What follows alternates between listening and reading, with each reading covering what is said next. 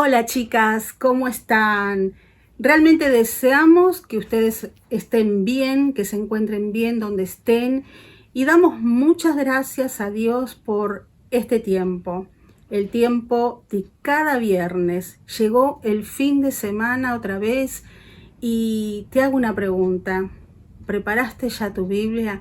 ¿Preparaste tu lapicera y tu cuaderno? Bueno, lo tenés que tener preparado. Así que para empezar vamos a pedirle a Dios que nos hable a través de lo que le habló a Claudia, y para eso vamos a orar, pedirle a Dios que nos hable a nuestros corazones. Querido Dios, te doy tantas gracias por este momento, Señor, el momento que todas esperamos de cada viernes para saber, Señor, y saber escucharte, y para también ver lo que tienes para nuestros corazones. Y queremos rogarte por este tiempo, que tú nos guíes en todo, Señor. Y te lo pedimos en el nombre de Cristo Jesús. Amén. Buenas tardes, chicas, un placer otra vez encontrarnos en este tiempo precioso donde vamos a abrir la palabra de Dios para escuchar su voz. Y en la búsqueda de lo que tenía que compartirles y que Dios me hablara a mí, Él trajo a mi mente, a mi corazón, un versículo que se encuentra en Josué 24:15. Dice: y si mal os parece servir a Jehová, escogeos hoy a quién sirváis, sea a los dioses a quienes sirvieron vuestros padres cuando estuvieron al otro lado del río, o a los dioses de los amorreos, en cuya tierra habitáis. Pero yo y mi casa serviremos a Jehová. Esta última frase del versículo resonaba en mi mente y en mi corazón. Pero yo y mi casa serviremos a Jehová. Pensando en esto, la casa como familia, pero yo pensaba en esta declaración de Josué, ya cerca de su muerte. Él hace una declaración, una confirmación, una renovación del pacto que había hecho con Dios, una decisión.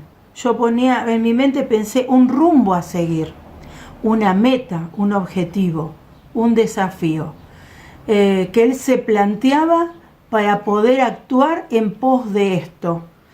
Me llamó la atención también esta palabra: escogeos hoy a quien sirváis.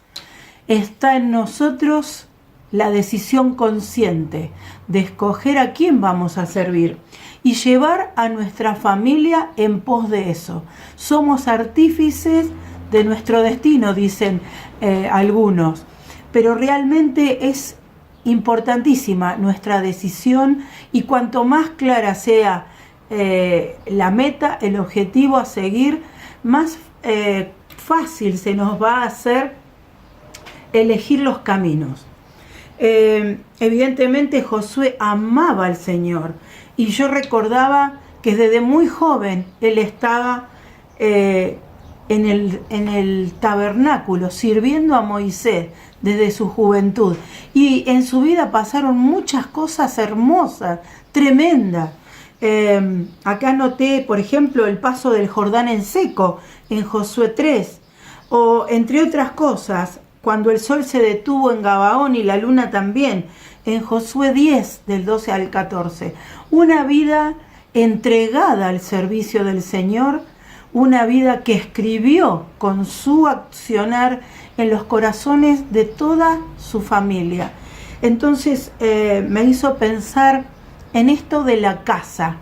Acá obviamente la casa no es la casa como las paredes materiales. Está hablando de una familia, de una, podríamos decir, de una estirpe, de sus ascendientes y de sus descendientes. Entonces él estaba poniendo ante las personas que él iba a seguir adelante, y ese era su propósito en base a lo que él había vivido y había servido al Señor. Era su idea, su meta, su objetivo, que toda su casa sirviera al Señor. Me encantó la firmeza de esta expresión, ¿no? Entonces yo pensaba en la casa como familia, eso nos toca obviamente a cada una de nosotras, ¿no? Pensaba en este contexto donde nuestros hijos aprenden los primeros pasos de todo, a caminar, a hablar, cuando van al colegio, cuando atraviesan diferentes etapas de su vida. La familia es el lugar, es el ámbito, el contexto donde todos crecemos. Y cuán necesaria es la familia para poder también crecer en lo físico, en lo psicológico, en lo espiritual, de todas maneras. Pensaba que crecemos y nos desarrollamos allí. Nos conocen de verdad. Cuando estamos bien, cuando estamos mal, allí es donde se nos conoce. Y debería ser el mejor lugar del mundo, aunque desgraciadamente a veces no es el mejor lugar del mundo. Y con esto en mente, ¿se acuerdan que estábamos estudiando en Proverbios? Me fui a buscar diferentes casas en Proverbios, diferentes hogares en Proverbios. Y el primer lugar que encontré, el primer hogar que encontré, fue una casa turbada. Acompáñenme a Proverbios 11. Proverbios 11. Proverbios 11, 29. Dice: el que turba su casa heredará viento, y el necio será siervo del sabio de corazón. Pero la primera parte, el que turba su casa heredará el viento. Esta palabra turbación nos remite a cuando se altera la paz, cuando hay pérdida de tranquilidad, cuando hay angustia, cuando hay inquietud, cuando hay desconfianza. Una familia se puede turbar por el accionar del alcohol, de la droga, del maltrato, del abuso. Está todo un clima enfermo, enrarecido. El pecado, la verdad, que habita en ese hogar y lastima. El adulterio, el desorden económico, los gastos excesivos, la vagancia, la incertidumbre, no hay nada firme. Pensando en los hijos, cómo necesitan la firmeza de un hogar, que haya verdades, que haya límites, que haya cosas realmente que no se estén moviendo de un lugar al otro permanentemente. Los chicos necesitan cosas firmes, anclas firmes donde puedan aferrarse para crecer. No hay orden, no hay horarios. Es tremendo cuando uno va a alguna casa y ve el resultado del desorden, ve el resultado de una casa turbada por alguno de estos elementos que estuvimos charlando y que realmente lastiman el corazón de todos. Y los chicos son los que llevan la peor parte muchas veces, porque no solo termina en su presente, sino en el futuro. Acompáñenme en Proverbios 18. Proverbios 18 también, que habla de esto. 18:9 dice: también el que es negligente en su trabajo es hermano del hombre disipador. Cuando en un hogar hay la persona que tendría que sostener no trabaja, no porque no tiene, sino porque no quiere, y entonces la otra parte de la familia tiene que duplicar su esfuerzo. Y está todo enrarecido el clima. Además, fíjense, el que es negligente en su trabajo, el que es vago en su trabajo, también va de la mano con el disipador, el que gasta mucho. Parecen que fueran hermanos, van juntos, una cosa va con la otra. Qué terrible que es cuando en un hogar no solo la irresponsabilidad en el trabajo, sino en el desorden en cuanto a los gastos. Cuando uno de los, sobre todo del matrimonio, genera gastos excesivos, no se ponen de acuerdo y entonces todo queda mal, porque aparte se producen problemas en eso, ¿verdad? La casa turbada. Entonces los chicos no tienen seguridad, no hay nada firme. Eso es lo peor que hay. Como decía recién, no solo en su presente los hace vivir mal, en una inseguridad, sino que eso es el sustrato de su futuro. Así van a replicar muchos de ellos y van a quedar lastimados por una realmente un hogar sin consistencia, sin cosas firmes. Eso afecta muchísimo al crecimiento de los chicos. Obviamente a los grandes, algunos ni se dan cuenta, pero los chicos son los que reciben las mayores consecuencias. La segunda casa que encontré, la casa del codicioso, en Proverbios 15, 27. Proverbios 15, 27 dice: alborota su casa el codicioso, mas el que aborrece el soborno vivirá. Nos quedamos con la primera parte. Alborota su casa el codicioso. Es un hogar donde hay mucho movimiento y todo va en base a lo material. Hay mucha corrida, hay mucho trabajo, están los padres en general ocupados, trabajando, no hay un horario cierto, hay corridas, los chicos muchas veces quedan solos, hasta a veces se come mal, y se prioriza el tener al ser. Es decir, lo que yo tengo esas personas, ese hogar, siente como que su importancia pasa por eso, tener el último coche, el último celular, y no estoy hablando de necesidades, estoy hablando de cosas que pueden considerarse como modas, como cosas secundarias, y se deja de lado y no se prioriza los hijos, el tiempo con ellos, la relación con ellos, incluso entre las dos partes del matrimonio, y se terminan desgastando los vínculos, o a veces ni siquiera se realizan vínculos profundos. Llega un punto de que los padres no conocen a sus hijos porque no están con ellos. A veces se dice tiempo de calidad. Cuando no hay tiempo para nada, ni de calidad ni de mala calidad. Y necesitamos tener tiempos, porque a veces en una hora no aflora el problema. A veces es un tiempo de charla hasta que uno de los chicos se abre o el problema se puede poner sobre la mesa. Necesitamos pasar tiempo en el hogar. Tiempo, porque allí es donde nos vamos a conocer de verdad y donde ahí van a poderse mostrar y ver los problemas de verdad. Entonces vemos acá la casa del codicioso, ¿sí?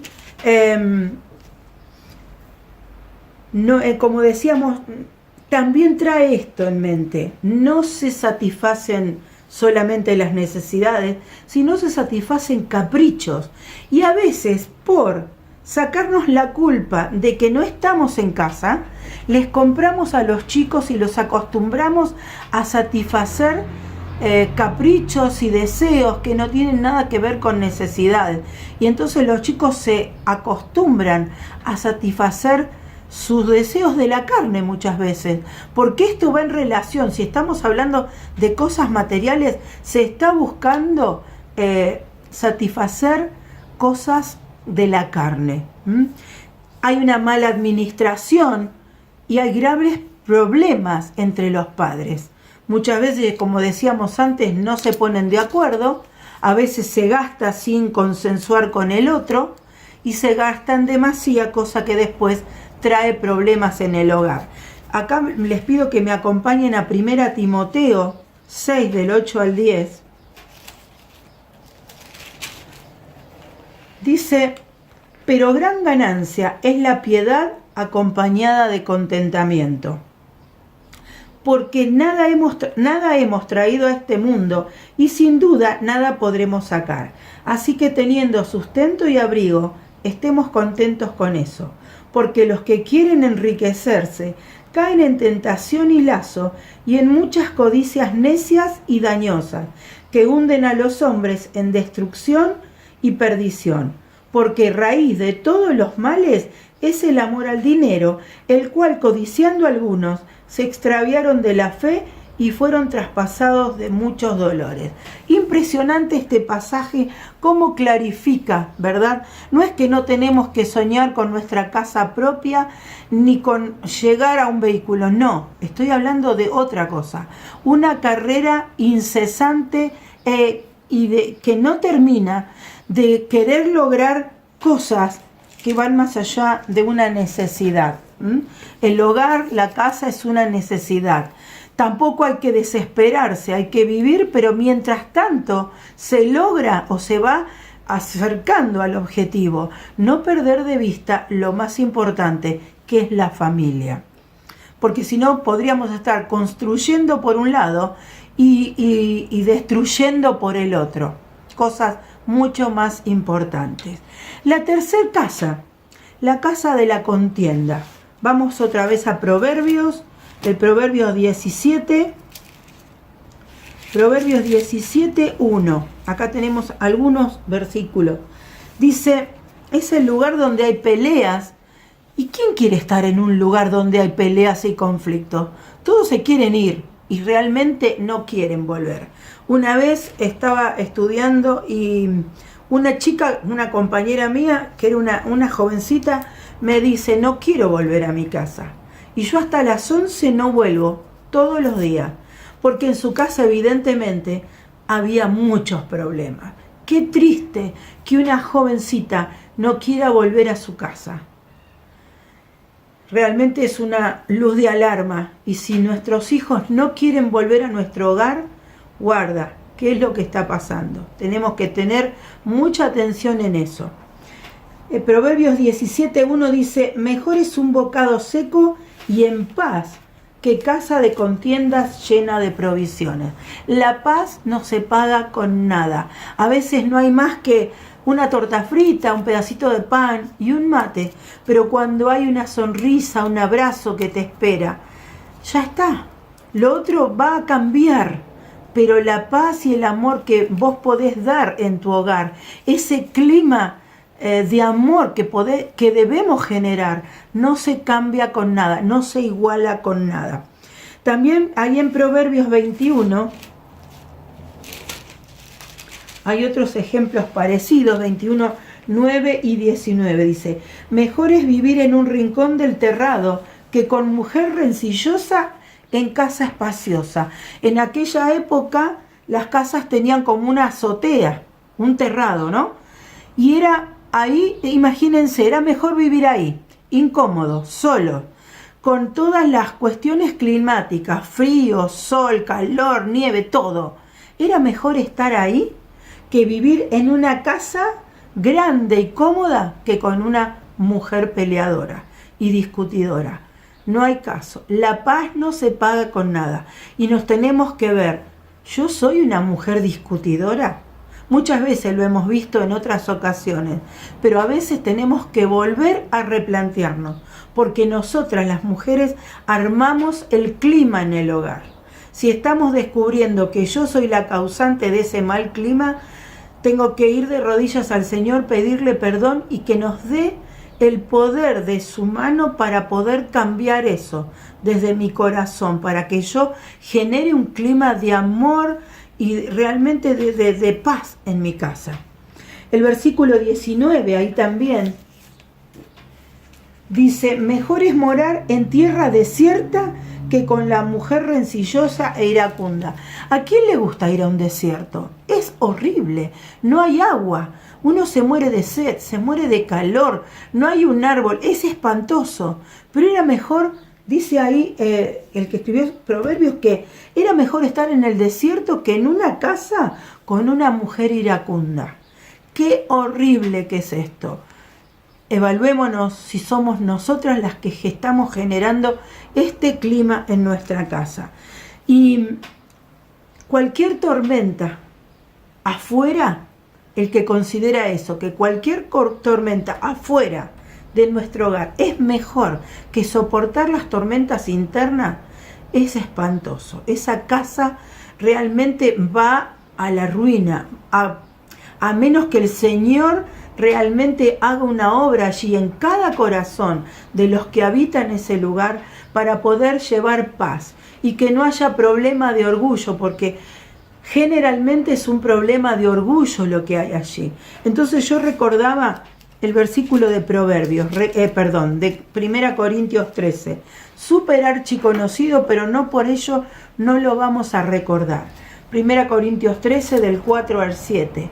El amor es sufrido, es benigno, el amor no tiene envidia, el amor no es jactancioso, no se envanece, no es indecoroso, no busca lo suyo, no se irrita, no guarda rencor, no se goza de la injusticia, mas se goza de la verdad.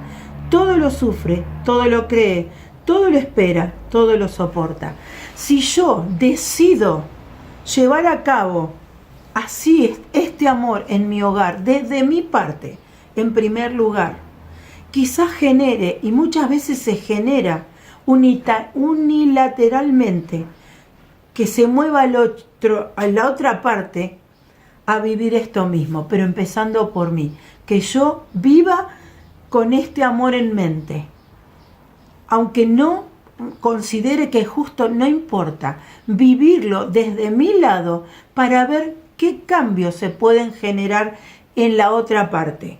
Además, el Señor, si yo obedezco a vivir con este tipo de amor, Él va a estar de mi lado y me va a ayudar, me va a fortalecer para vivirlo y va a generar también, trabajando en los corazones de toda la familia, de la otra parte con la que tengo problemas, para que esa persona también pueda entender el amor de Cristo, que es en resumen este amor precioso que estamos viendo acá. La cuarta casa que encuentro acá en Proverbios, volvemos a Proverbios, vamos al Proverbio 2. El Proverbio 2, 16 al 19. Dice, serás librado de la mujer extraña, de la ajena que halaga con sus palabras, la cual abandona al compañero de su juventud y se olvida del pacto de su Dios, por lo cual su casa está inclinada a la muerte y sus veredas hacia los muertos.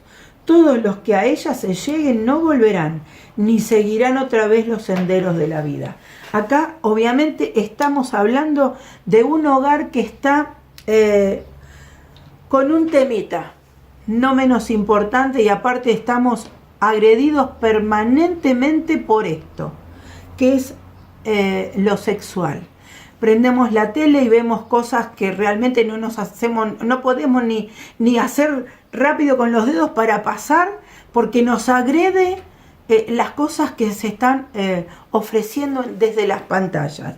Y eso va, como dice acá, una casa que está basada en satisfacer los placeres de la carne. Esta casa realmente, como dice acá, está inclinada hacia la muerte, es decir, va rumbo a la destrucción, porque no hay vida cuando se está totalmente enfocado en satisfacer los deseos de la carne.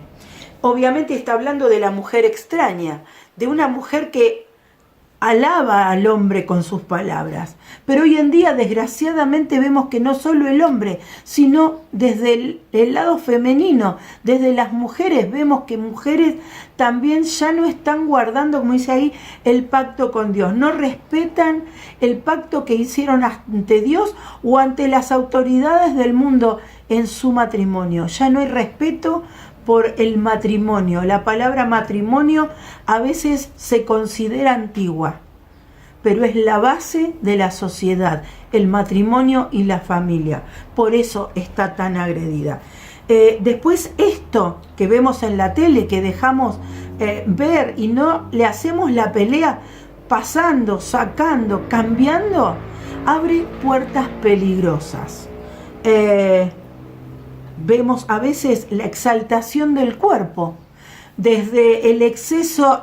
No digo que está mal hacer ejercicio físico, es necesario, pero hay cosas que exceden lo necesario y se está viendo cuerpos demasiados trabajados por el cuerpo mismo, y entonces vemos después las selfies, las caritas y esas cosas que exaltan el yo, y ahí ya está, la cosa se está poniendo grave. Después, obviamente, cada vez menos ropa tienen en la televisión. Entonces uno va acostumbrando la vista a eso y cada vez, se va naturalizando cada vez ese tema y ya no nos asusta lo que estamos viendo. Tremendo peligro, porque abre puertas al adulterio, a la pornografía. Y entonces hoy que todos tenemos en nuestras manos un celular con wifi, con internet, los chicos este tiempo de pandemia están con el celular y la compu todo el santo día en sus manos con la excusa de estudiar, pero que tienen abierta una puerta terrible y tremenda a cualquier cosa. Es súper peligroso que nuestra casa, nuestra familia realmente enfoque hacia la satisfacción de los deseos de la carne y que realmente no se esté clarificando ni desde los grandes ni hacia los chicos que esa es una agresión que a la larga nos va a traer consecuencias muy graves. En cambio, encontré otras casas totalmente distintas. Vemos acá la oscuridad, el pecado, cosas tremendas que terminan mal. Pero también en el libro de Proverbios hay casas preciosas que obviamente tienen mucho que ver con estar de la mano con el Señor. Entonces vamos a ver una casa edificada sólidamente. Proverbios 24:3. Proverbios 24:3 dice: con sabiduría se edificará la casa, y con prudencia se afirmará, y con ciencia se llenarán las cámaras. Es impresionante esto de la sabiduría. ¿Con la sabiduría de quién? La sabiduría de Dios. Voy a edificar la casa, voy a poner cimientos firmes y sólidos a esa casa, a ese edificio que voy a construir, que es mi familia, que es mi hogar. Con prudencia, la prudencia que nos enseña la inteligencia en el temor de Dios. La ciencia también, que habla de la guía del Espíritu para poder discernir entre lo bueno y lo malo. Todo esto va a hacer que edifique mi casa, que afirme mi casa y que llene mi casa de cosas preciosas y maravillosas. Y me acordé de unos versículos que están en Lucas, también conocidos, pero qué hermoso y qué claro que nos habla la palabra de Dios. Lucas 6, 46 al 49. Dice, el 47, todo aquel que viene a mí y oye mis palabras y las hace, os indicaré a quién es semejante. Semejante es al hombre al que al edificar una casa cavó y ahondó y puso el fundamento sobre la roca. Y cuando vino una inundación, el río dio con ímpetu contra aquella casa, pero no la pudo mover, porque estaba fundada en la roca. Mas el que oyó y no hizo, semejante es al hombre que edificó su casa sobre la tierra, sin fundamento, contra la cual el río dio con ímpetu, y luego cayó, y fue grande la ruina de aquella casa. Es decir, acá vemos una casa edificada en la roca, cavada y ahondó para hacer cimientos fuertes y firmes. Y cuando vinieron los problemas, cuando vino con ímpetu el río, de las tormentas de la vida, no la pudo voltear, porque estaba afirmada en la roca que es Cristo, ¿verdad? En cambio, la otra no, la otra estaba afirmada en la tierra, sobre lo terrenal, no había hecho cimientos firmes y fuertes. Y entonces cayó esa casa y hubo grande ruina de aquella casa. Es decir, cuando estamos afirmados en las cosas terrenales, cuando vengan los problemas, lo posible es que se venga abajo esa casa, porque no está fundada en la roca que es Cristo Jesús. Otros versículos que me hablan de esto es el Salmo 127. Me encanta este salmo. 127:1 dice: si Jehová no edificare la casa, en vano trabajan los que la edifican. Podemos hacer cualquier tipo de esfuerzo y sacrificio para edificar un hogar, pero si está edificada sobre la tierra, como decíamos recién, lo más factible es que se caiga. En cambio, si está edificada sobre con Dios está firmada en la roca. Dice después, dice, si Jehová no guardare la ciudad, en vano vela la guardia. Es decir, que mi seguridad, si es en mis fuerzas, estoy sonada, porque no está la seguridad en Cristo. Yo tengo limitaciones, aunque me sienta súper poderosa, no soy fuerte, porque mis fuerzas tienen un límite, soy yo misma, tengo límites. En cambio, si mi seguridad y mis fuerzas están en el Señor, no hay límites. Y Él acá me dice que Él me guardará, ¿verdad? Después dice, el versículo 2 dice, por demás es que os levantéis de madrugada y vayáis tarde a reposar, y que comáis pan de dolores, porque a su amado dará Dios el sueño. Es decir, yo puedo trabajar día y noche para lograr esas metas que yo me propuse en mi humana realidad y mis sueños. No es que Dios no quiera cumplir esos sueños, pero mis sueños y mis objetivos tienen que estar puestos en Él, porque Él va a darme un sueño reparador y va a cumplir los sueños que yo tuve en mi corazón. Entonces, ¿dónde está edificada mi casa? ¿En la tierra? ¿Sobre mis fuerzas o en el Señor? Que puedo yo no tener nada, pero lo tengo a Él y lo tengo todo, porque Él va a cumplir aún los anhelos más grandes de mi mente y de mi corazón. Y les aseguro, chicas, que es así. La segunda y hermosa casa, una casa bien gobernada. Y cómo poder zafar del Proverbios 31, donde vemos una mujer y en realidad un hogar que está bien gobernado. Ahí en Proverbios 31 yo veía, por ejemplo, en el versículo 11, el corazón de su marido está en ella confiado. Qué impresionante, cómo se conocen los dos y cómo es que él está seguro. Después más adelante vemos que él va a trabajar, pero ella está en casa, ella está a cargo y él está confiado porque sabe que la casa va a funcionar aunque él no esté. Qué hermoso cuando el hombre tiene su confianza en su esposa, que las cosas van a ir marchando. Los chicos van a ir al colegio, la casa se va a limpiar, todo va a suceder y ella va a cuidar del fruto del esfuerzo de él si él solo trabaja. O si ella también en su esfuerzo por trabajar va a administrar también con sabiduría el logro del esfuerzo de ambos. En el 17 yo veía, ciñe de fuerza sus lomos y esfuerza sus brazos. Es trabajadora, es una mujer que realmente le ayuda y le aporta al hogar con su esfuerzo. Así sea, sin salir a trabajar. ¿Cuánto debemos trabajar en el hogar? Pero cuánto se ve cuando hay una mujer que trabaja en el hogar. Y también cómo se nota cuando hay una mujer que no trabaja en el hogar. Está todo patas para arriba.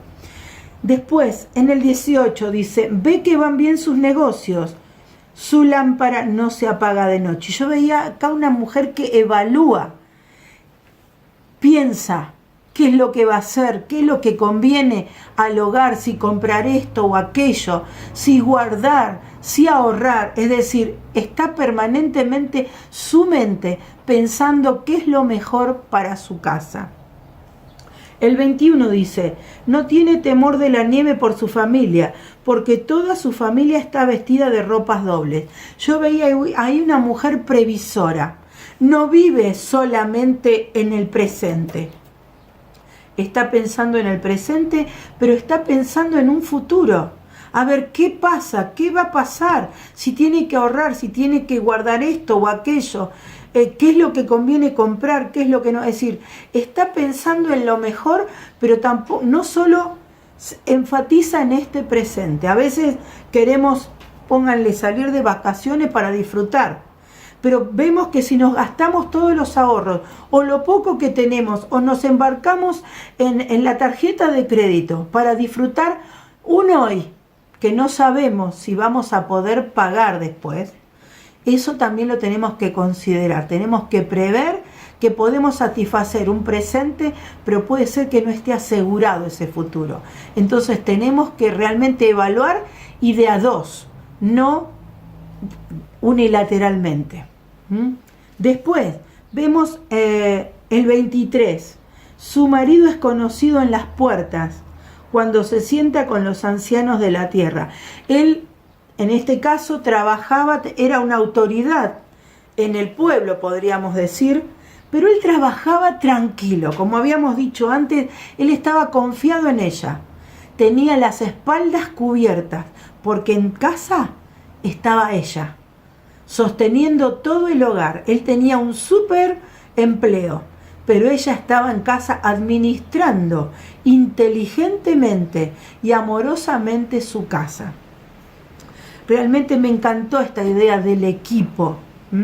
El 27 dice, considera los caminos de su casa y no come el pan de balde. Es decir, ella evalúa permanentemente y considera, ¿hice bien esto o me equivoqué? Porque posiblemente el próximo paso sea rectificar el paso que se dio anteriormente. Es decir, que evaluar permanentemente en pos del objetivo común, que es mejorar toda la situación familiar. Y el 28 dice, se levantan sus hijos y la llaman bienaventurada, y su marido también la alaba. ¿Cómo sería esta mujer que administra el hogar junto con su esposo? Que sus hijos le dicen bienaventurada, mamá sos una genia. Y él la ama y la alaba también. Qué hermoso que es esta situación de este hogar precioso y maravilloso, tan bien gobernado por marido y mujer, ¿sí? Los dos en equipo, que él termina alabando a esa mujer y sus hijos la llaman bienaventurada. Qué feliz que sos, mamá, qué hermoso que es, cómo la está honrando esa familia, esa mujer. Qué hermoso que es, ¿no? Realmente tener esto en mente y tener incluso los hijos están en sujeción. Hay armonía en todo ese hogar. Cuando hay un gobierno claro de quienes mandan, de quienes son las autoridades de ese hogar. Y cómo fluye el amor en esta casa. Porque todos están siendo parte de un equipo. ¿Está siempre bien todo? Puede ser que no. Pero todo se congenia, todo se habla y se logra un resultado positivo. La tercera casa que yo veía acá en Proverbios, y me voy a escapar a Salmos, Salmo 127. Salmo 127.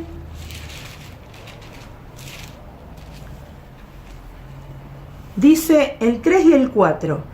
He aquí, dice, la casa es una casa con herencia. He aquí, herencia de Jehová son los hijos. Cosa de estima el fruto del vientre. Como saetas en manos del valiente, así son los hijos habidos en la juventud. Bienaventurado el hombre que llenó su aljaba de ellos, no será avergonzado cuando hablare con los enemigos en la puerta. Y yo pensaba acá, la herencia de Jehová, algo que nos trasciende, el hecho de tener hijos, pero no solo por tenerlos, tener hijos porque nos tenemos que multiplicar, no solamente eso. Fijémonos ahí en el salmo que sigue, el 128, del 1 al 4. Bienaventurado todo aquel que teme a Jehová, que anda en sus caminos. Cuando comieres el trabajo de tus manos, bienaventurado serás y te irá bien. Tu mujer será como vid que lleva fruto a los lados de tu casa. Tus hijos como plantas de olivo alrededor de tu mesa. He aquí que así será bendecido el hombre que teme a Jehová. Acá será bendecido el hombre que teme a Jehová, que tiene sus hijos. Acá Dios bendice a la mujer también, que temen a Jehová, y sus hijos como árboles de olivo alrededor de su mesa. Qué hermosa que es la mesa familiar cuando estamos todos reunidos y podemos disfrutar del crecimiento y de la firmeza de nuestros hijos, de los logros en el... Y la cuarta casa que pude ver es una casa de bendición. En Proverbios 3, 33, la segunda parte, dice, pero bendecirá la morada de los justos. Y realmente Dios va a bendecir la casa, la familia de los que lo aman y le obedecen. Y recordaba en Salmos 1, 2 y 3, si me acompañan. Salmos 1, 2 y 3 dice, bienaventurado el varón que no anduvo en consejo de malos, ni estuvo en camino de pecadores, ni en silla de escarnecedores se ha sentado, sino que en la ley de Jehová está su delicia, y en su ley medita de día y de noche. Y será como árbol, eso es el 1 y 2, perdón. Será, ahora el 2 y 3, será como árbol plantado junto a corrientes de agua, que da su fruto en su tiempo y su hoja no cae. Y todo lo que hace prosperará. Si nos ponemos a ver un árbol que está plantado junto a un arroyo, que tiene permanentemente flujo de agua, podemos ver que esos arbolitos o esos arbustos están vivos, están verdes, tienen las hojas con un verde maravilloso, no hay nada seco porque están alimentándose de esa agua preciosa y fresca permanentemente. Entonces, en la casa donde el agua de la palabra de Dios, el agua de vida, que es Cristo Jesús mismo, está alimentando ese hogar, va a haber siempre vida, va a haber crecimiento, va a haber, como dice ahí en el 3 al final, y todo lo que hace prosperará. Entonces, qué precioso es pensar en estas casas hermosas que hemos podido ver, las 4 casas de bendición, y qué diferencia con las otras casas donde Cristo no está vivo, no está siendo vivido. Entonces, la idea es, cada una de nosotras tenemos que escoger a quién vamos a servir. Vamos a servir al Señor, a ese Señor que dio su vida por nosotras, que está vivo y permanentemente preocupado por lo que vayamos a hacer, o vamos a sacarlo de nuestra vida, a sacarlo de nuestra casa, y nos quedamos con nuestras concepciones temporales y terrenales. Entonces es un desafío y es un escoger. Para terminar, en el Salmo 25, 14, les quería compartir. Dice, la comunión íntima de Jehová es con los que le temen, y a ellos hará conocer su pacto. Es decir, todo empieza en la comunión íntima que cada uno de nosotros, sobre todo los padres de familia, podamos tener con el Señor Jesús. Cuanto más íntima es nuestra relación con Él, vamos a poder influir en ese hogar que estamos formando o que ya hemos formado. Lejos de Dios nada sirve, nada funciona. A la larga va a destruirse. Entonces, yo pensaba en ese escoger y en esa frase que me pegó toda la semana. ¿Qué voy a escoger? Voy a servir al Señor, y en mi corazón, y espero que en el tuyo también nazca, yo y mi casa serviremos al Señor. Entonces, para ir terminando y para que el Señor realmente nos haya hablado en este tiempo, a todas, vamos a pedirle a Él que nos realmente que pueda estar haciendo en nuestro corazón esto hermoso que es tenerlo a Él en una comunión íntima. Vamos a terminar orando. Querido Dios, te damos gracias por este tiempo, gracias por tu palabra preciosa, porque nos enseñas tantas cosas y acomodas tantas otras, Señor.